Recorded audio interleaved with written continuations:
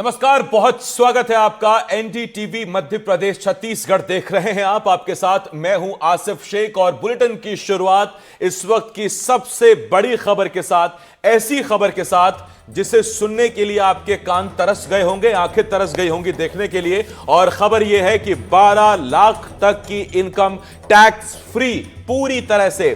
तो अब आप ये देखिए कि न्यू रिजीम में आई है 12 लाख रुपए की इनकम, साथ में 75,000 का स्टैंडर्ड डिडक्शन, 12,75,000 रुपए यानी कि महीना निकालेंगे, भाग करिए 12 से, 1,06,250 रुपए की तनख्वाह पूरी तरह से टैक्स फ्री। टैक्स पेयर्स को, करोड़ों टैक्स पेयर्स को यह बड़ी राहत दी गई है। ओल्ड रिजीम की बात करें, कोई बदलाव नहीं। ओल्ड रिजीम में आपको पहले की तरह 4 से 8 लाख पे 5% टैक्स देना होगा, 8 से 12 लाख पर 10%, 12 से 16 लाख पर 15%, 16 से 20 लाख पर 20% और 20 से 24 लाख पर 25% और 24 से ऊपर आपको 30% ओल्ड रिजीम। लेकिन न्यू रिजीम की अगर आप बात करेंगे तो 12,75,000 तक कोई टैक्स नहीं, 12 से 16 लाख आपकी सालाना तनख्वाह है तो 15% टैक्स। इसके बाद जैसा हमने बताया 12 लाख से अधिक कमाई वालों के लिए टैक्स है, और वो है ये कि 12 से 16 लाख 15%, 16 से 20 लाख आपकी इनकम है सालाना 20%, 20 से 24 लाख आपकी सालाना इनकम है तो 24%, और 24 से 30 लाख अगर आपकी ऊपर है तो 24 से ऊपर जितनी भी है फिर 30% आपको टैक्स देना होगा। तो यहां आप देखिए बड़ी खबर है। और जो मैंने अभी आपको बताया, जो आपने बड़ी खबर सुनी, इसे आप खुद निर्मला सीतारमण की जुबानी सुनिए, इस सौगात की कहानी सुनिए। Personal income tax reforms with special focus on middle class. Democracy, demography, and demand are the key support pillars in our journey towards Vikasit Bharat. The middle class provides strength for India's growth. This government, under the leadership of Prime Minister Modi, has always believed in the admirable energy and ability of the middle class in nation building. In recognition of their contribution,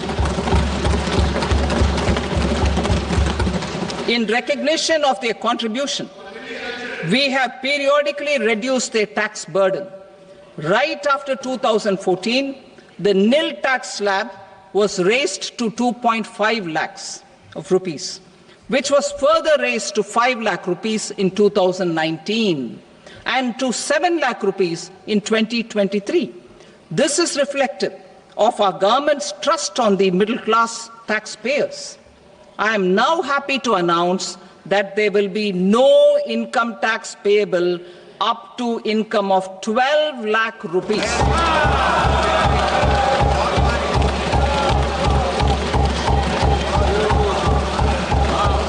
I reaffirm the commitment of the tax department to trust first, scrutinize later. I also propose to introduce the new income tax bill next week. I reaffirm the commitment of the tax department to trust first, scrutinize later. I also propose to introduce the new income tax bill next week.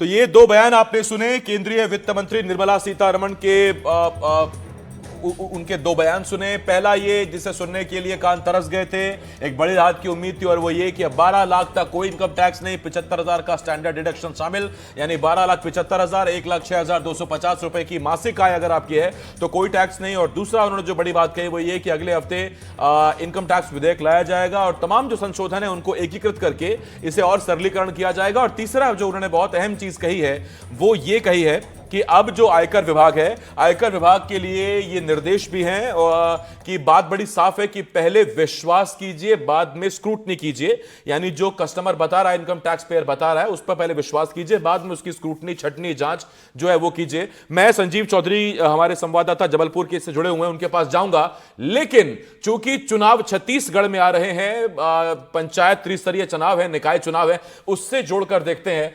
Zulfikar, यहां तो अगर strike होती है, surgical या air strike, उसका भी मुद्दा बना के ग्राम पंचायत के चुनावों में बीजेपी रखती है। यह तो फिर भी बहुत बड़ी राहत है। और जब नगरीय चुनाव है, नगर निगम के चुनाव हैं, तो फिर आम आदमी टैक्स पेयर उस नगर निगम में भी आता है, उसका निवासी भी है। आपको लगता है कि चुनाव से ऐन पहले आया यह बजट अब बीजेपी के लिए छत्तीसगढ़ में कम से कम बड़ा मुफीद होगा। एक नई लाइन, एक नया मुद्दा बीजेपी नेताओं को मिल गया है जनता के सामने जाने का, और ग्रामीण क्षेत्रों में केसीसी बढ़ा दिया किसानों के लिए भी।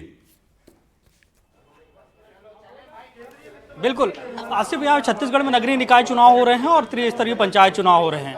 अगर देखा जाए तो जैसा आपने भी कहा कि जो राष्ट्रीय मुद्दे हैं उनको भी छत्तीसगढ़ की जो बीजेपी है उसको जो है भुना लेती है। अब यहाँ पे केंद्रीय बजट आया और केंद्रीय बजट में जिस तरीके से प्रावधान किए गए हैं, और एक बहुत बड़ा वर्ग है जो सैलरीड वर्ग है उसको सीधा 12 लाख रुपए तक की इनकम में पूरी तरीके से छूट मिल गई। तो ऐसे में छत्तीसगढ़ के करीब 4 लाख तो सरकारी कर्मचारी, अधिकारी सभी वर्ग के मिलाकर हो जाते हैं, उसमें शिक्षा विभाग से लेकर तमाम जो हैं उनके अगर देखा जाए तो ये उसका उनको सीधा लाभ मिलेगा। उसके अलावा जो दूसरे व्यापारी वर्ग हैं उसका भी लाभ मिलेगा। तो जैसा कि अभी छत्तीसगढ़ में कैंपेन शुरू हुई और उस कैंपेन में मुख्यमंत्री विष्णुदेव साय समेत तमाम भारतीय जनता पार्टी के जो नेता हैं वो ये कहते नजर आ रहे हैं कि ट्रिपल इंजन की अब सरकार बनानी है। मतलब साफ की केंद्र में बीजेपी की सरकार, छत्तीसगढ़ में भारतीय जनता पार्टी की सरकार, और निगम और पंचायत में भी अगर भारतीय जनता पार्टी, जैसे निगम में सीधे तौर से जो चुनाव होते हैं भारतीय जनता पार्टी कांग्रेस के जो प्रत्याशी होंगे तो वहाँ पे बीजेपी को जिताने की बात कही जा रही है, मतलब ट्रिपल इंजन की बात कही जा रही है। तो स्वाभाविक सी बात है कि इस केंद्रीय बजट को भारतीय जनता पार्टी हर उस वर्ग तक पहुंचाने की कोशिश करेगी जिसको सीधे तौर से लाभ मिल रहा है। हम चैम्बर ऑफ कॉमर्स में खड़े हुए हैं और यहाँ पर चैम्बर ऑफ कॉमर्स में अलग अलग सेक्टर से जुड़े हुए जो लोग हैं उनसे हमने जब बात की तो उन्होंने साफ कहा कि ये बजट जो है एक बेहतरीन बजट है, क्योंकि इसमें सीधे तौर से उनके मुताबिक लोगों को लाभ हो रहा है। इनकम टैक्स का लाभ होने का मतलब सीधा है कि ये पैसा बाजार में आएगा, और बाजार में आएगा तो सभी सेक्टर में आएगा। किसानों के लिए भी जो लाभ है उससे भी कृषि सेक्टर के जो यंत्र हैं उन तमाम यंत्रों की खरीदी होगी, और यूरिया से किसानों की आवश्यकता होती है, खाद बीज की आवश्यकता होती है, तमाम चीज़ों से किसानों को फायदा होने वाला। तो ओवरऑल बजट में, तो चुनावी बजट में जो मेरे से आपने सवाल पूछा, तो चुनाव में भी भारतीय जनता पार्टी इसे एक बहुत बड़ा मुद्दा बनाकर जनता को जुल्फिकार, आपके जाएगी। आसपास कोई सीएम मौजूद है क्या? एक सवाल है, चुनाव में इसका एक बड़ा प्रभाव। जी जी जी, अगर आपके पास सीएम मौजूद हैं तो एक सवाल जनता के कुछ सवाल आ रहे हैं और वो ये पूछना चाह रहे हैं कि अगर किसी की इनकम सालाना 13 लाख रुपए है तो 12,75,000 के बाद उसकी एक्स्ट्रा जो इनकम जा रही है वो जा रही है 25,000, तो ये 15% उसे 25,000 पे चुकाना होगा या पूरे 13 लाख पे? बिल्कुल, हम इसको समझने की कोशिश करते हैं। हमारे साथ सीए हैं। अभी जैसे हमारी आपसे चर्चा हो रही थी कि 12 लाख रुपए तक का और स्पेशल जो डिडक्शन है वो 75,000 का। अगर मान लीजिए किसी व्यक्ति की 13 लाख रुपए इनकम है तो जो 25,000 रुपये मान लीजिए एक्स्ट्रा हुए तो उसे किस तरीके से टैक्स दिया जाए? जैसा आप देखेंगे कि बेसिक एजम्पशन 4 लाख तक है, 4 लाख से 8 लाख तक 5% है, 8 लाख से 12 लाख तक 10% है। मतलब 12 लाख की अगर पर कोई इनकम जाती है तो 12 से 16 के बीच में जो भी इनकम आएगी उसके ऊपर 15% लगेगा। तो जो आपका पॉइंट था कि 13 लाख मतलब 12,75,000 तक तो आपको डिडक्शन मिल गई एज अ स्टैंडर्ड डिडक्शन, या आप बोले रिबेट के रूप में। उसके अलावा जो 25,000 बचेगा उसके ऊपर आपको 15% का टैक्स देना पड़ेगा। अच्छा, ये मैं भी समझना चाह रहा हूँ और लोग भी समझना चाह रहे होंगे, जैसे 12 लाख की इनकम है तो 12 लाख की पूरी टैक्स, अगर जैसे ही 12 लाख से अगर मान लीजिए 1 रुपये भी 12,75,000 से 1 रुपये भी बढ़ जाती है तो 4 लाख तक पूरी तरीके से शून्य हो जाएगी। फिर उसके बाद 4 से 8 लाख का जो स्लैब है वो किस तरीके से? देखिए 12,75,000 जो हुआ ना वो सैलरी क्लास के लिए, मतलब 12 लाख रुपए हर व्यक्ति के लिए है। 12 लाख तक जो भी आपका टैक्स आएगा वो as a deduction, standard deduction के रूप में वो माइनस हो जाएगा। टैक्स कैलकुलेट होगा बट वो माइनस हो जाएगा। और उसके बाद जो आपकी इनकम जनरेट होगी, सपोज वो 12 से 16 लाख के बीच में है तो उसमें जो स्लैब आता है वो 15% है। सपोज आपकी 13 लाख इनकम है तो 12 लाख तक पूरी आपकी छूट मिल जाएगी। जो बचेगा 1 लाख रुपए उसमें आपको 15% के रूप में टैक्स देना पड़ेगा। आसिफ, और दूसरा कोई सवाल हो? बहुत हद तक चीजें क्लियर हो गई। ये बहुत हद तक चीजें क्लियर हो गई। इसमें एक जो बात अब सामने आ रही है वो जरा मैं उसके लिए मैं संजीव जी के पास जा रहा हूं। संजीव जी इस वक्त हमारे साथ जबलपुर से जुड़े हुए हैं और संजीव जी के साथ कुछ मेहमान भी हैं। संजीव जी, केसीसी का लोन बढ़ेगा यानी किसान की भी क्रय शक्ति बढ़ेगी, अब वो 5 लाख तक का लोन ले सकता है। इनकम टैक्स में स्लैब बढ़ ही गया है, इसका मतलब अब बचेगा। जो आपके सामने उद्योगपति हैं उनसे जरा ये पूछिए कि जब आम आदमी की जेब में पैसा आएगा तो वो उसे सबसे पहले क्या लगता है कहां इन्वेस्ट करेगा? हेल्थ में इन्वेस्ट करेगा, ऑटो में इन्वेस्ट करेगा, वो बैंक में डालेगा, एफडीज करेगा, बैंक सेक्टर को बूम देगा? क्या लगता है आपको? सर ये बताइए कि अब जनता के पास पैसा आएगा, किसानों के पास पैसा आ रहा है, इसके साथ साथ आम जनता के पास लिमिट बढ़ गई है, तो आपको क्या लगता है कि भारत की जो इकोनॉमी है वो बूस्ट करेगी और किस ओर जाएगी? अब लोग कहाँ पैसा खर्च करेंगे? जी, ये बहुत ही एक अच्छा विषय है। आज के इस बजट में हमारे फाइनेंस मिनिस्टर जी ने जो 12 लाख की छूट दी है, निश्चय में लोगों को इसमें जो छूट मिलेगी वो पैसा मार्केट में ही आएगा और एक इकोनॉमी को बूस्ट मिलेगा, लोग खर्चा करेंगे, मार्केट में एक पैसे का रोटेशन आएगा और हमारी जो इकोनॉमी है अभी जो वर्ल्ड की थर्ड वो है, वो आगे जाके हम देखेंगे कि माननीय मोदी जी के नेतृत्व में हम वर्ल्ड की नंबर 1 इकोनॉमी बनने का प्रयास करेंगे। तो इस तरह लोगों की उम्मीद है कि वर्ल्ड की नंबर 1 इकोनॉमी आएंगे। मनीष कौशल चार्टर अकाउंटेंट है, जो अभी प्रश्न पूछा जा रहा था।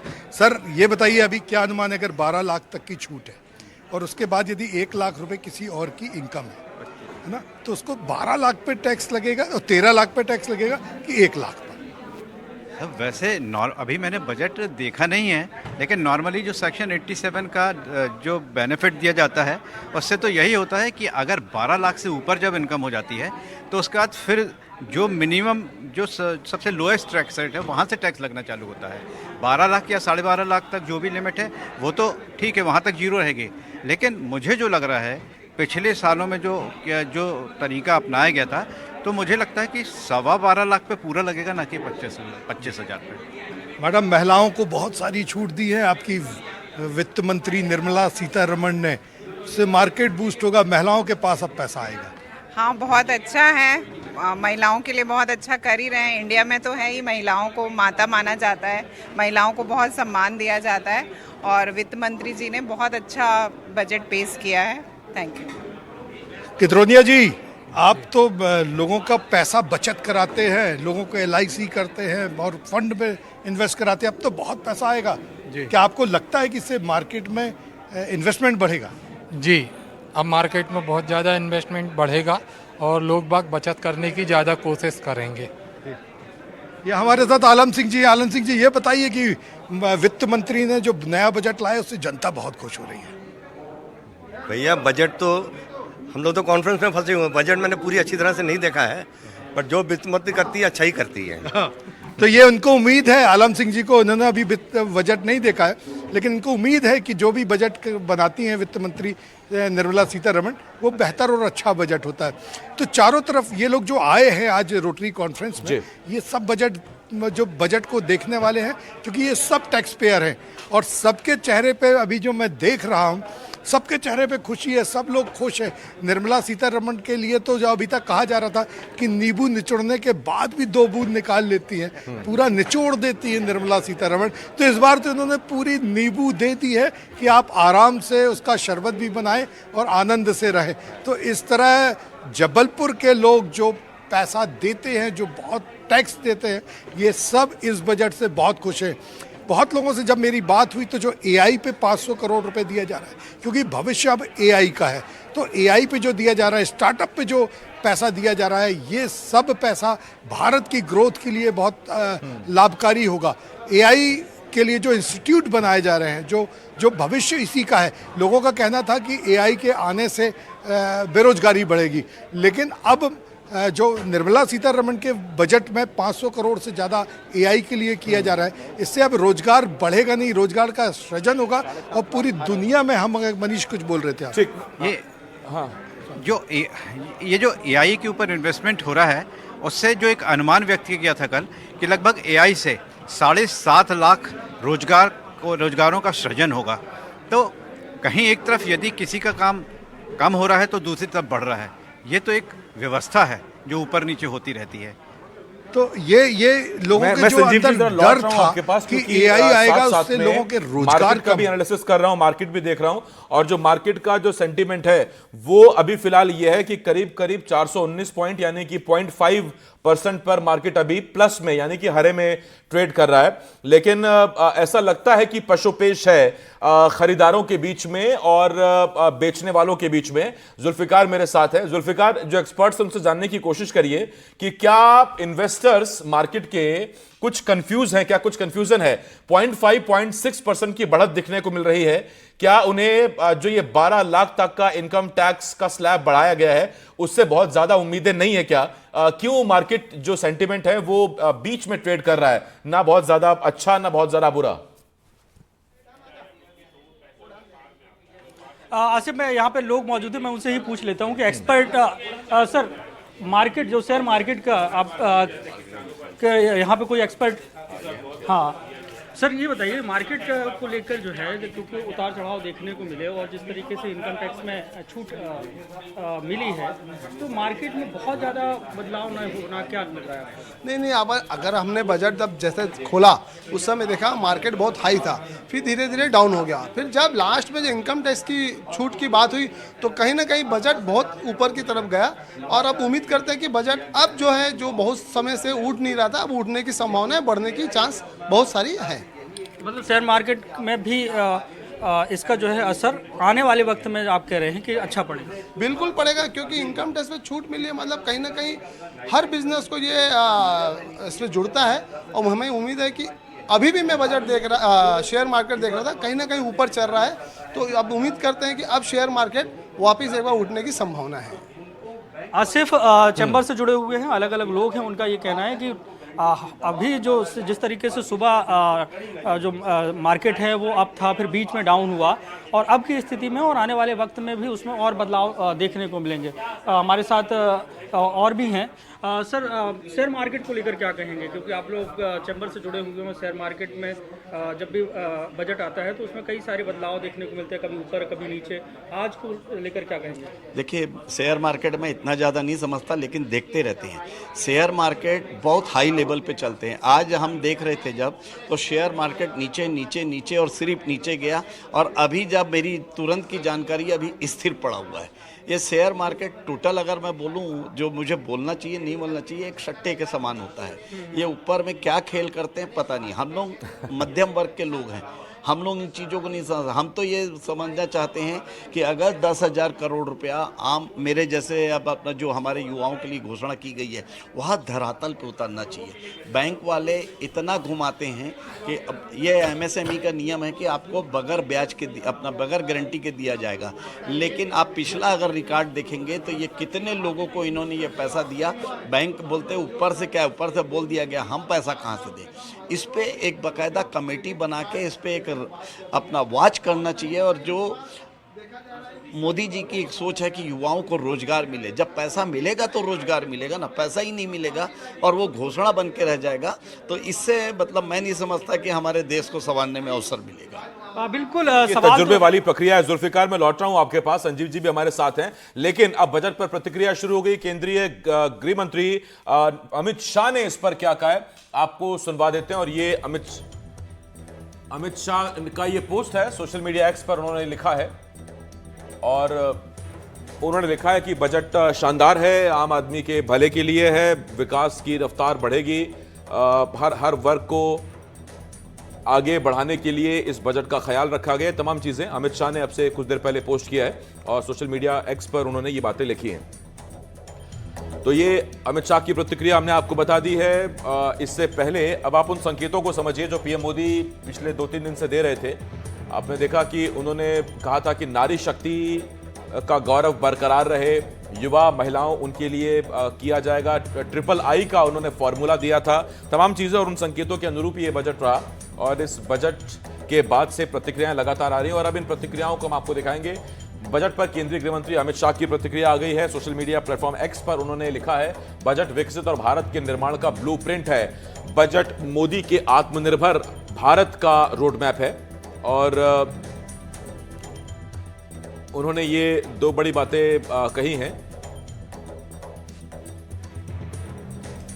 तो मेरे संवाददाता हमारे साथ जुड़े हुए हैं, संजीव चौधरी जबलपुर से और रायपुर से जुल्फिकार। अब जरा संजीव जी के पास जा रहे हैं। संजीव जी, अमित शाह कह रहे हैं कि ये विकसित भारत का रोड मैप है, देखिए, इस बात को हर कोई मानता है संजीव जी कि इस देश में सबसे बड़ा जो स्लैब है, जो वर्ग है, वो मिडिल क्लास का है और आज की जो घोषणा है वो मिडिल क्लास के लिए बहुत ज्यादा है। तो मिडिल क्लास का व्यक्ति अगर इन्वेस्ट करेगा, खर्च करेगा, तो घूम फिर के वो देश की आर्थिक स्थिति को, आर्थिक रीढ़ को मजबूत ही कर रहा है। इसीलिए कहा जा रहा है कि अगर हम जिस रफ्तार से 2047 तक विकसित भारत बनने की रफ्तार से आगे बढ़ रहे थे, शायद आज के बाद उसमें एक नया गियर ऐड हो गया, थोड़ा एक्सेलरेशन और बढ़ गया है। बिल्कुल। हमारे साथ इन्वेस्टमेंट की जो भारत की सबसे बड़ी संस्था है यूटीआई, उसके गोपाल व्यास जी है।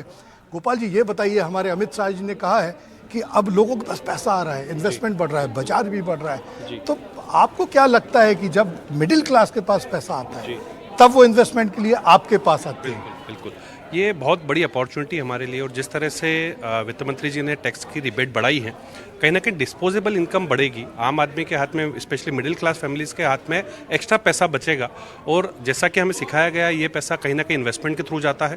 तो इन्वेस्टमेंट में अगर ये म्यूचुअल फंड के रूट से आता है, अभी हम देखते हैं हमारी कुछ 26,000 करोड़ की SIP बुक है, आज करीब 67 लाख करोड़ की म्यूचुअल फंड इंडस्ट्री हो चुकी है और इसमें सभी का कॉन्ट्रीब्यूशन है। आज 5 करोड़ इन्वेस्टर्स हैं जो म्यूचुअल फंड में इन्वेस्ट करते हैं, मध्यम वर्ग के परिवार हैं जो अपनी वेल्थ क्रिएट कर रहे हैं। तो ये एक बहुत बड़ी अपॉर्चुनिटी है। ये जो एक्स्ट्रा इनकम उनकी जो बचेगी, जो इनकम टैक्स में ना जाते हुए पैसा उनके पॉकेट में बचेगा, डिस्पोजेबल इनकम उनके पास बचेगी, ये इन्वेस्टमेंट में आएगी और इसी से हमारा मार्केट, हमारा भारत की इकोनॉमी आत्मनिर्भर होगी और हमारी जो FII के ऊपर डिपेंडेंसी है वो कहीं ना कहीं हम उसको एब्जॉर्ब करते हुए इतने बड़े फ्लो के साथ इसको हम और आगे लेके जाएंगे। तो ये बहुत बड़ा बूस्टर है इकोनॉमी के लिए, हमारे मार्केट के लिए, जो हम आगे इसको देखेंगे कि इसका बहुत बड़ा बेनिफिट हमको मिलेगा। गोपाल जी, ये बताइए कि सामान्य तौर पर यह देखा जाता है कि जब 6 लाख इनकम होती है तो लोगों को 5,99,000 पहुंच जाते हैं। 12 लाख इनकम कर दी, 1,70,000 का स्टैंडर्ड डिडक्शन भी मिलेगा, लगभग 13 लाख, 1,06,000 रुपए प्रति महीने जो टैक्स होगा उस पे कहा जा रहा है कि अब नहीं होगा।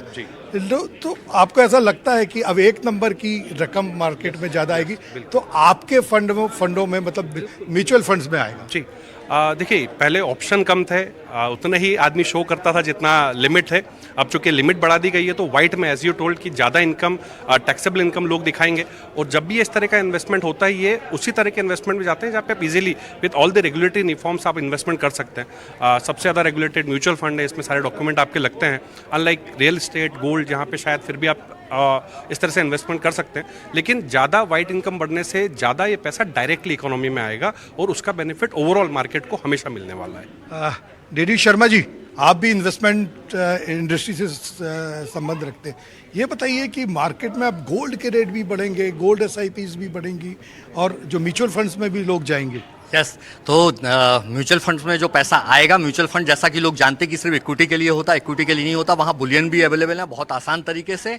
और टैक्सेशन के कारण भी जो वित्त मंत्री जी ने अभी जो टैक्स की लिमिट बढ़ाई है, उससे इनकम टैक्स में न्यू रिजीम की ओर जाने वाले लोग ज़्यादा रहेंगे और वो पैसा जो पहले स्मॉल सेविंग्स में डालते थे वो गोल्ड और इक्विटीज़ इस तरीके से जाएंगे, जो कि हमारे मार्केट को और ऊपर लेके जाएगा।